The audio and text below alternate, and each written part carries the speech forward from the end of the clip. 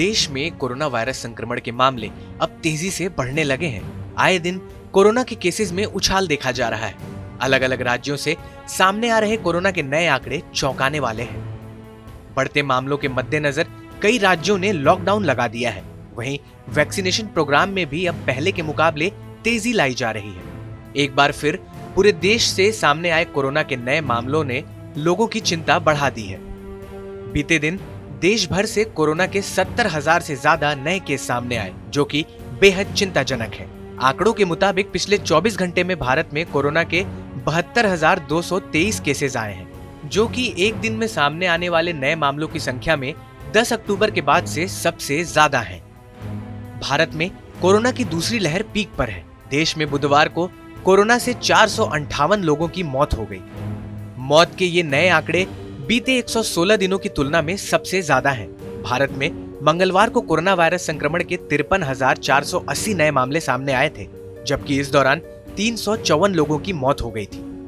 वहीं देश की राजधानी दिल्ली में बुधवार को कोरोना के 1819 नए मामले सामने आए, जबकि इस दौरान महामारी से 11 और मरीजों की मौत हुई।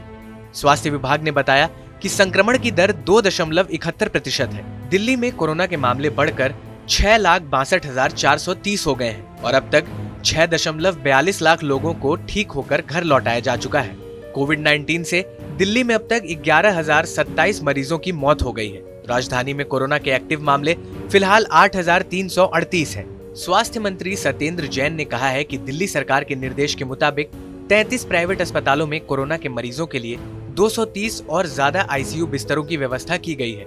उन्होंने ये भी कहा कि इसके अलावा इन प्राइवेट अस्पतालों में 842 गैर आईसीयू बिस्तरों की व्यवस्था भी की गई है। कोरोना के बढ़ते मामलों के बीच कोरोना वैक्सीनेशन ड्राइव का तीसरा चरण आज यानी गुरुवार से शुरू हो रहा है। इस तीसरे चरण में 45 साल से ऊपर के सभी लोगों को वैक्सीन दी जाएगी।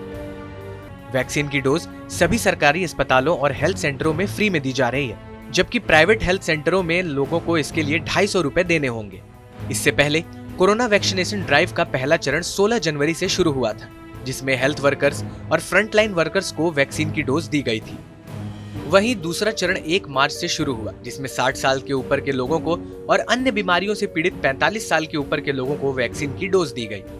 आज यानी 1 अप्रैल से शुरू हो रहे तीसरे चरण में 45 साल के ऊपर से लोगों को कोरोना वैक्सीन की डोज दी जाएगी।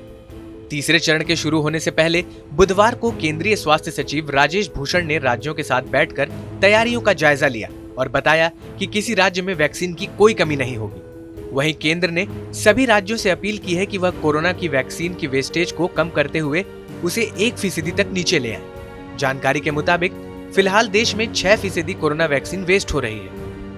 इसके साथ ही राज्यों को उन जगहों पर ध्यान देने के लिए कहा गया है जहां बहुत कम लोगों ने अभी तक वैक्सीन की डोज ली है और जहां से कोरोना के ज्यादा मामले सामने आ रहे हैं। इस खबर पर क्या है आपकी राय, हमें कमेंट सेक्शन में लिखकर जरूर बताएं।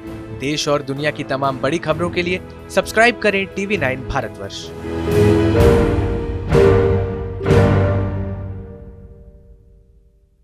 आपकी सेहत आपकी बात। देखिए कैसे रहें फिट मेरे साथ। खान पान, स्ट्रेस, डिप्रेशन पर अब जरूरी है बात। मैं हूं doctor Shikha Sharma. TV9 digital पर देखिए मेरे साथ। आप फिट तो सब हिट।